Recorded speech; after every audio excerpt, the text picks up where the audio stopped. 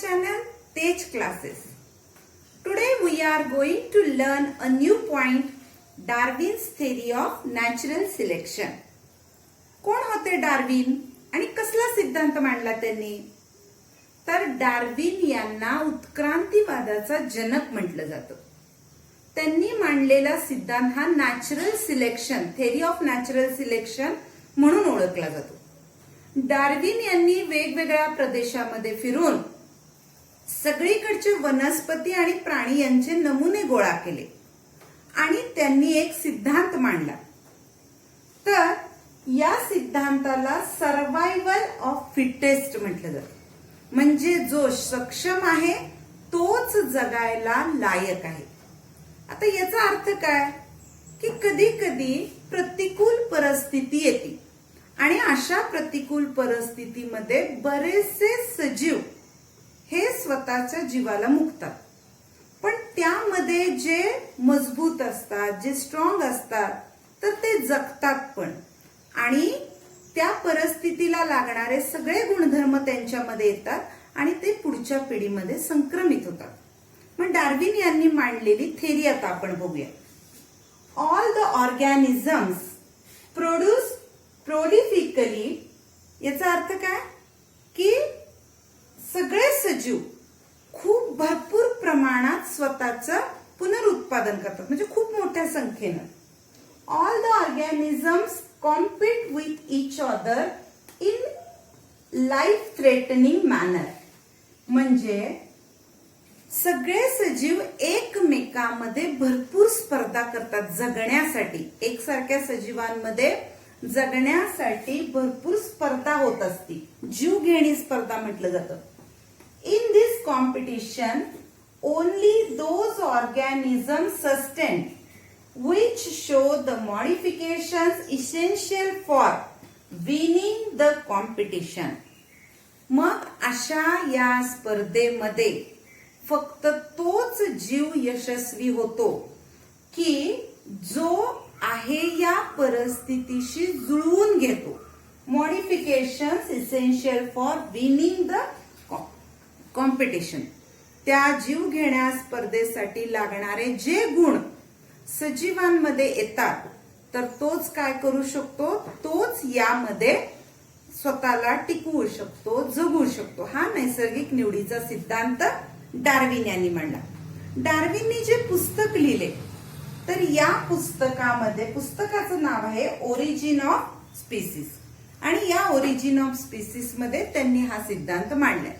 आता page number, पुस्तकातलं तुमच्या पेज नंबर 7 काढा आणि यामध्ये जे काही ऑब्जेक्शन्स आहेत या डार्विन्स थेरीवर ते आपण आता बघूया. Darwin's theory of natural selection was widely accepted for long duration. म्हणजे डार्विनची थेरी बराच काळ सर्वमान्य होती. तरी पण ऑब्जेक्शन अगेन्स्ट द थेरी. आता काही ऑब्जेक्शन या थेरीच्या विषयी. कुठले कुठले ऑब्जेक्शन आहेत बघा. पहिलं objection, natural selection is not the only factor responsible for evolution. म्हणजे फक्त नैसर्गिक निवड एवढा एकच सिद्धांत हा कशासाठी तर इव्हॉल्युशनसाठी उपयोगी नाही. दुसरं ऑब्जेक्शन काय बघा. Darwin did not mention any explanation about useful and useless modifications. म्हणजे जे काही बदल होतात सजीवामध्ये, मग ते उपयोगी असले काय आणि निरुपयोगी असले काय, याच्याबद्दलचं कोणतंही स्पष्टीकरण डार्विन यांना देता आलं नाही. आणि तिसरं objection, there is no explanation about slow changes and adapt changes. म्हणजे जे जलद गतीनं बदल होतात आणि जे सावकाश बदल होतात, तर याच्याबद्दलचं कोणतंही स्पष्टीकरण डार्विन यांना देता आलं नाही. जरी हे ऑब्जेक्शन असली तरी सुद्धा डार्विन्स थेरी इज माइलस्टोन. कारण मैलाचा दगड म्हणून, कारण सगळ्यात पहिलं उत्क्रांतीवादाचा सिद्धांत हा डार्विन यांनी मांडलाय. तर आता आपण पुढची जी थेरी आहे तर ती थेरी आता बघूया. नाव लॅमार्किझम. लॅमार्के यांनी पण काय केलं की अनुवंशाचं शास्त्र मांडलं. आता यांनी जे मांडलं त्याच्यामध्ये घेतलेले कॅरेक्टर म्हणजे सॉफ्ट कॅरेक्टर म्हणतात त्याला, की जे आपल्या जनुकातून येत नाही. एखादा अवयव वापरला तर तो पुढच्या पिढीमध्ये विकसित होऊन येतो आणि एखादा अवयव वापरला नाही तर तो पुढच्या पिढीमध्ये नाहीसा होतो. तर लॅमार्क यांनी काय सांगितलं बघा, तर Lamarck propose that morphological changes occurring in living organism are responsible for evolution. म्हणजे जे शरीर रचनात्मक, बाह्य रचनात्मक जे पण बदल दिसतात तर ते काय असतात, तर ते उत्क्रांतीसाठी कारणीभूत ठरतात. And the reason behind those morphological changes, आणि हे जे शारीरिक बदल झाले तर त्याच्या मागे कारण काय असतं, तर activities or laziness of that organism. मग त्या ऑर्गॅनिझम म्हणजे त्या सजीवाची त्याच्या मागची क्रियाशीलता असेल किंवा लेझीनेस म्हणजे निष्क्रियता असेल.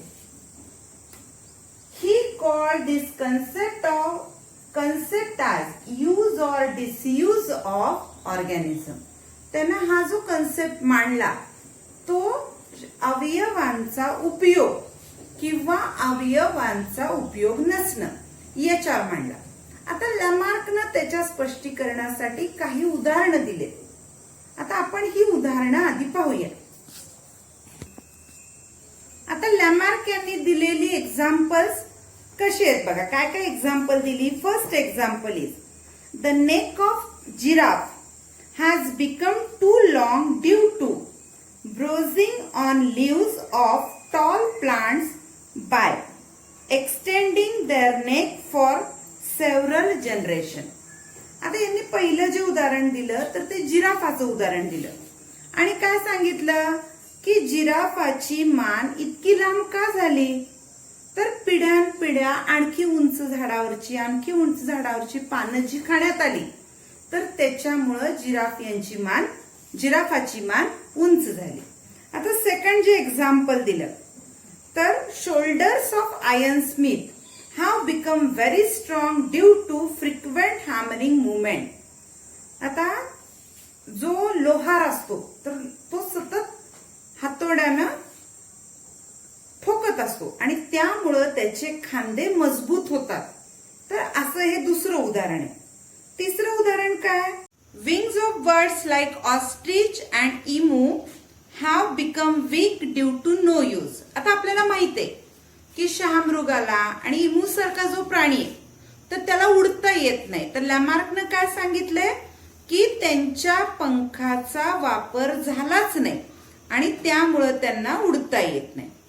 पुढचं उदाहरण आहे legs of birds like swan and duck have become useful for swimming due to living in water.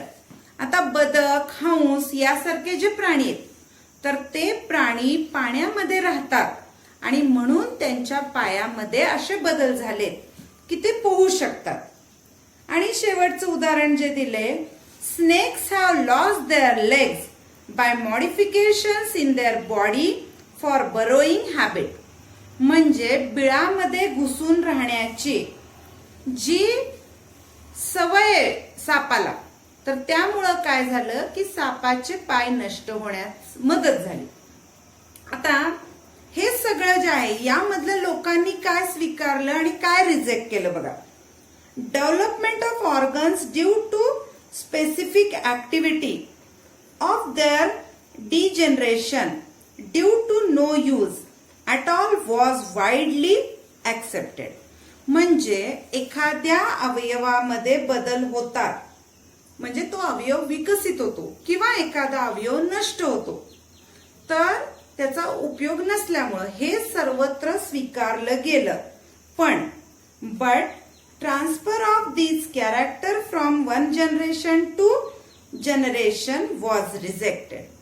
पण एका पिढीपासून दुसऱ्या पिढीमध्ये हे कॅरेक्टर जातात तर याला मात्र सगळीकडे विरोध झाला. याचा अर्थ काय की एखादा गायक असेल तर गाण्याचा हा गुण त्यानं आयुष्यभर केलेल्या मेहनतीतून तो विकसित होतो, पण तोच गुण त्याच्या मुलांमध्ये येईल असं अजिबात नसतं, हे आपल्याला माहित आहे. Because it had been verified many times that modifications brought in us are not transferred to next generation. म्हणजे आता जे मी उदाहरण सांगितलं की ते दुसऱ्या पिढीमध्ये जात नाही. Thereby Lamarck's theory was disproved. आणि त्यामुळं लॅमार्कची जी थेरी आहे तर ही सर्वत्र नाकारली गेली किंवा डिस्प्रूव्ह झाली. आता त्याच्या पुढचा जो पॉइंट आहे, छोटासा पॉइंट आहे, त्याचं नाव आहे स्पेसिएशन. स्पेसिएशन म्हणजे काय, तर ज्या वेगवेगळ्या जाती निर्माण झाल्यात प्राणी आणि वनस्पतीच्या, तर या सगळ्या जाती निर्माण होणं म्हणजे जाती उद्भव, याचाच अर्थ झाला स्पेसिएशन.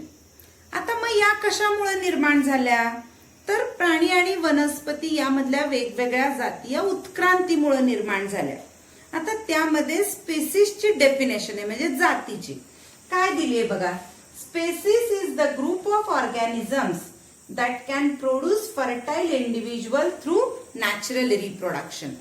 म्हणजे नैसर्गिकरित्या पुनरुत्पादन करून ज्या जाती नवीन पिढी निर्माण करतात, तर त्याच्यापासून व्हेरिएशन येऊन नवीन नवीन जाती निर्माण होतात.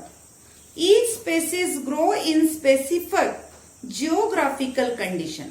वेगवेगळ्या भौगोलिक स्थितीमध्ये ह्या वेगवेगळ्या वनस्पती प्राणी वाढत असतात.